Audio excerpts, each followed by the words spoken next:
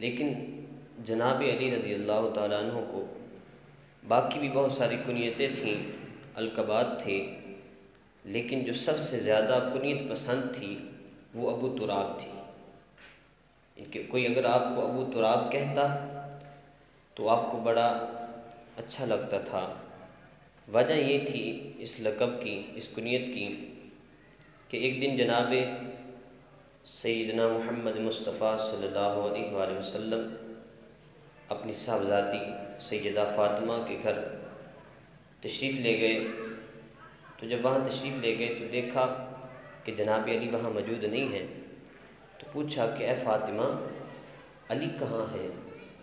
تو حضرت فاطمہ نے کہا کہ ہمارے درمیان کچھ کشیدگی ہو گئی ہے، تھوڑی سی ناراضگی ہو گئی ہے، تو وہ گھر سے باہر چلے گئے ہیں، اور مجھے لگتا ہے کہ مسجد میں گئے ہوں گے۔ تو حضور نے پتہ کروایا تو پتہ چلا کہ مسجد نبی میں ہے، تو حضور تشریف لے کے مسجد نبی کی جانب۔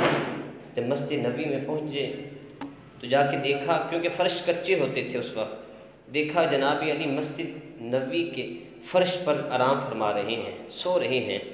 کیونکہ فرش کچا تھا تو مٹی جسم پر لگ گئی تھی، تو حضور نے حضرت جناب علی کو اٹھایا اور جسم سے، کپڑوں سے مٹی کو جھاڑتے ہوئے کہا، اے ابو تراب، یعنی اے مٹی والے، اٹھ کھڑا ہو۔ ابو تراب کا معنی ہے مٹی والے۔ تو یہ کیونکہ ایک کیفیت تھی، ایک منظر تھا حسین، تو اس حسین منظر کی وجہ سے آپ کو یہ لقب اور آپ کو یہ کنیت ملی تھی۔ اس وجہ سے اگر کوئی آپ کو ابو تراب کہتا تو آپ کو بڑا پسند آتا تھا۔ یہ جناب